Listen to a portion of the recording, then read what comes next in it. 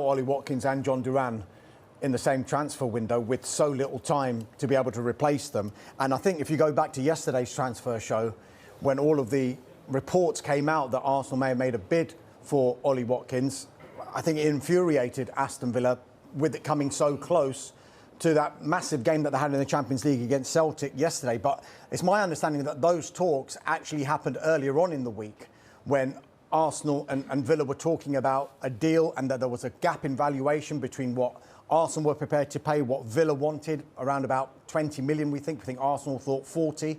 We think Villa wanted about 60 million. And then interestingly, I don't know if you saw Unai Emery after the game against Celtic. In his news conference, he was asked a question about Watkins, and he said this, he said, I don't want him to leave, but it is good news to have offers from other clubs. We want to keep our sporting objective through the players we have in the squad. So he didn't outright say Ollie Watkins is not for sale. I'm not saying he's inviting bids or anything, but it was just left that door open to me, because it's one of those times of the window where you say never. And with Ollie Watkins, if Arsenal and Villa have been in talks, they must have had some sort of encouragement, Arsenal, that maybe there's a deal to be done. Interestingly, one source told us earlier that the chance to sign Watkins was actually proposed to Arsenal. And as I mentioned before, they thought 40, Villa were thinking 60. And the feeling is that if any potential deal can be done, it would require Aston Villa to reduce that valuation. But clearly, as I said at the top, Villa don't want to lose Ollie Watkins and John Duran in the same transfer window. Jamie, they can't lose their two number nines. I don't see that happening. But what it's maybe done from a negotiational point of view is it's made Al Nassr spend a lot more money, because they're pretty, well, we got to act quickly because they've made a bid, and one or the other was going to go. I don't see them both. Although obviously I heard you talking about money does talk, but I just feel that can't, that certainly can't happen. I felt that. I feel a little bit of sympathy for John at Aston Villa, because he's up against a top striker. It's very difficult to sort of get someone like Ollie Watkins out of the team. He scores, he assists, he's a very important player to them. And obviously everyone's going to have a view on him going, but it wouldn't be for me. I wouldn't have, at that age, wouldn't wanted to go. But I totally get it. If for him it was going to change his family's life, he's going to earn vast amounts of money in 3 or 4 years' time. He could always come back to the Premier League. It's very easy for people to judge on these situations and say he shouldn't do this, he shouldn't go to another league. But financially, he's going to secure not just his, all his family, from where he's from, and make their lives so much better. So it's very easy to judge in these situations. The money that we're probably talking, as you guys know, is astronomical. And Chief reporter money is. Yeah, is that the chief? Oh, yeah. But it's a shame, because you just feel that there's so much that he can do in this league. But he's also, like you say, he's going to go and play with work with Ronaldo, and it's a big opportunity. If you would have said to me last week this would be a possibility, I'd have said absolutely no chance. I could have maybe seen it at another club, maybe seen it at West Ham or even an Arsenal, but I didn't see him going there. I wonder if this is Cristiano Ronaldo flexing his muscles a little bit. Because he big muscles. Yeah, because he plays for Al Nassr, and Al Nassr are one of the top 4 clubs in Saudi Arabia, but they haven't been winning titles. No. The titles have been going to Al Hilal, Al Ittihad. They're third at the moment. They're 5 points behind the leaders. And I wonder if Cristiano Ronaldo, who's 40 next week, has just been saying to the owners of Al Nassr, look, come on, we've got to make some big signings. You've got to help me out, because I want to win some more trophies before I retire, which is why they're going in for players like John Duran and also Mitoma at Brighton. So certainly, and agents as well the agents' fees are going to be so huge as well, and tax-free. Yeah, it's there's a couple of years out there. It's listen, playing the Premier League is life-changing. Let's not kid ourselves. So where does all this leave Arsenal? Because Villa surely are going to hold on to Watkins tighter, and Arsenal interested, we think. So where's that leave them in the search for a striker? Well, look, obviously, Mikel Arteta, I'm sure Arsenal fans, they've known for a long time they need a striker. I think we looked at it, was it January the 14th that Jesus did his cruciate ligament? Yeah, that's when it got announced he was going to be out for a while. You've known it for a while, and if you were that keen on Ollie Watkins, or that was the man you wanted, you could have made a bid a little bit earlier. I think he's 30 years of age. He's a very, very good player, but it just feels that they're almost going to get to the point now where they're going to miss getting a striker in this window, and they certainly need one. One thing I would say though I was speaking to you about this just before your parents' evening, and we're talking about exactly this. Why have Arsenal waited until now? Well, before Gabriel Jesus' injury, they were clearly looking at a certain type of striker. It might have been a short-term deal that they were looking at from abroad. When this injury happens and he's out for that length of time, Arsenal's tack changed slightly to, right, we might need a full replacement here. We might need to do a permanent deal here. So it's not just a case of, right, just go and get someone. They have to do their due diligence again, all over again. And it might have taken them a week and a half, 2 weeks to decide, right, these are the players that we want. These are the targets that we're going to go for. Ollie Watkins, at the moment, we're saying that Aston Villa do not want to sell. I haven't heard yet that he's not for sale. And it's always that you never say never at this stage of a transfer window. As much as we're saying they can't possibly sell both of them in the same transfer window. I'm wondering, what happens if someone goes in with 60 or 65 or 70 million for Ollie Watkins? For a 29-year-old, yes. For a 29-year-old, what do Aston Villa do?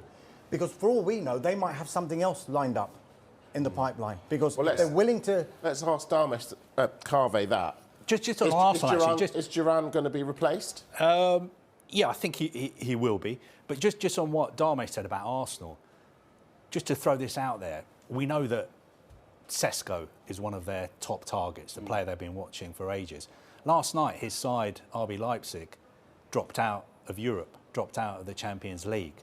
We know RB Leipzig have been really, really active in the transfer market. Is there any chance that Arsenal could make that late move for Sesko? And he's like 8 or 9 years younger than Ollie Watkins. They were effectively out of the Champions League even before last night. And the issue that RB Leipzig have got is, yes, people will say, right, they don't need him this season now because they're not in the Champions League. However, they want to get into next season's Champions League. He signed a new long-term contract, so they're under no pressure to sell Benjamin Sesko at the moment. For the information we have, he hasn't got a release clause in his contract anymore. So if they can keep Sesko and he scores the goals that gets him into the Champions League next season, they could do business with Sesko with another club in the summer, having guaranteed all of that money that they're going to get by being in the Champions League next season. In for Ollie Watkins. This is interesting now because Aston Villa don't want to sell Ollie Watkins with John Duran on the verge of joining Al Nassr. And I think these reports that Arsenal made the bid came quite at a bad time as far as Villa were concerned, to put it mildly, just hours before their clash against Celtic last night. And it's safe to say that they weren't best pleased that those reports were coming out so close to a big game. Now, those talks between Villa and Arsenal, we understand, started while there was still a bit of uncertainty about whether John Duran was going to be staying at Aston Villa or leaving. Now, this is interesting what the Villa boss Unai Emery said after that game against Celtic when he was asked about Ollie Watkins. He said, I don't want him to leave. It is good news to have offers from other clubs. We want to keep our sporting objective through the players we have in the squad. He says he wants to keep him, but he also says it's good news to have offers. And it would only be on Aston Villa's terms whether they would allow players to leave. They'd never sell both. Yes, but they'd never do that. Money talks. Money help me out. They're not selling both their strikers. They've got two great strikers. One's going. They're not going to sell the other one. I think it's unlikely that they would sell both unless they had somebody else lined up. If they've got somebody else lined up, then I could see it happening because they could. I'm just playing devil's advocate. They could say Ollie Watkins is 29. He's not getting any younger. It's now or never to bank a big transfer fee for him. So I get what you're saying. I know it's unlikely, but you could make an argument that bank the money from John Duran, bank the money from Ollie Watkins, and reinvest it in somebody else if they've got somebody else lined up. Me personally, Emery wanting that. Yeah, me personally, I would keep Ollie Watkins because I think he's a fantastic player. One interesting development in this, though, is that one source has told Sky Sports News that the chance to sign Watkins was actually proposed to Arsenal. Now, Arsenal actually value him around £40 million. The source claimed that £60 million was Aston Villa's valuation. And the feeling is any potential deal, if it was to happen, would require Villa to reduce their valuation. Look, a lot of people will say, why is this happening so late in the window? Because Arsenal probably needed a striker throughout this window. I think Arsenal's focus changed when the injury came about to Gabriel Jesus. When that was confirmed that he was going to be out for a lengthy period of time with that ACL injury, Arsenal then changed tact a little bit and they looked and did due diligence on a number of players, including Ollie Watkins and a number of other strikers. So that's why it might be happening a little bit later than people might have imagined. Sorry, so that source is saying that Watkins was offered to Arsenal. Is that what you're saying? All I can tell you is that that source has told Sky Sports News that the chance to sign Watkins was proposed to Arsenal. Wow. All right. You know something, though? Arsenal don't just bid blind for players. They must have had some sort of encouragement.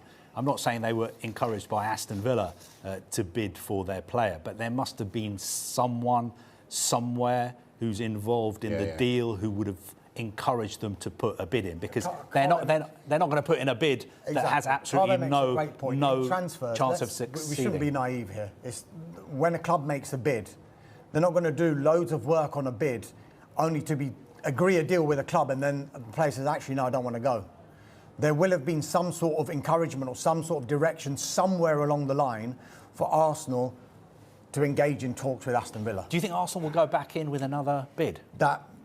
That's the interesting thing. We were talking yesterday that there's a possibility that they might go back in unless Aston Villa are now saying, look, John Duran is going, there's no point coming back. But having said that, if we're hearing of a £60 million valuation, then if Arsenal think, actually, we do want to go for it, and they increase that bid and try and find a compromise, you can never say never. Every club will say a player, they do not want to sell a player. Yeah. Unai Emery has said he doesn't want to lose Ollie Watkins. I haven't heard anyone publicly say he is not for sale. Okay. Arsenal are convinced of Ollie Watkins and his desire to switch after a failed bid for the striker, as Aston Villa were left furious with the offer. Arsenal are confident that Ollie Watkins wants to join them in the final days of the winter transfer window after Aston Villa turned down their offer on Wednesday. The Villains are furious with the offer from the Gunners, as they are leaning towards keeping the 29-year-old England international. It has been a frantic 24-hour period over at Aston Villa following bids for both their main strikers. There was heavy interest from Al Nassr in John Duran. While they have since accepted a mammoth bid from the Saudi giants, Arsenal made a statement offer for Ollie Watkins, worth a reported £60 million, turned down by Aston Villa. The Gunners are expected to return with a new offer, and while Aston Villa are leaning towards keeping the 29-year-old England international, Arsenal are confident for some reason. The North Londoners believe Watkins wants the move, as there are suggestions this is seen as a once-in-a-lifetime opportunity by the striker. Arsenal have been in the market for a new attacker following injuries to Gabriel Jesus and Bukayo Saka.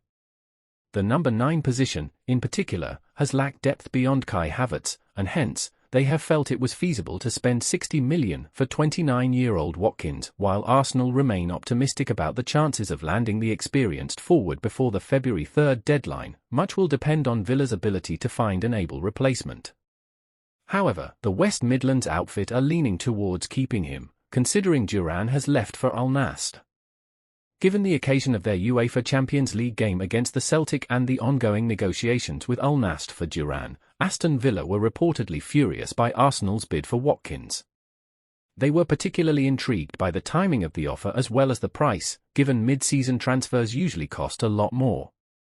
Now, it remains to be seen whether Arsenal feel the need to put more money into a potential second bid for Watkins. They may turn their attention towards other stars, with some other players like Benjamin Sesko and Dusan Vlahovic already linked.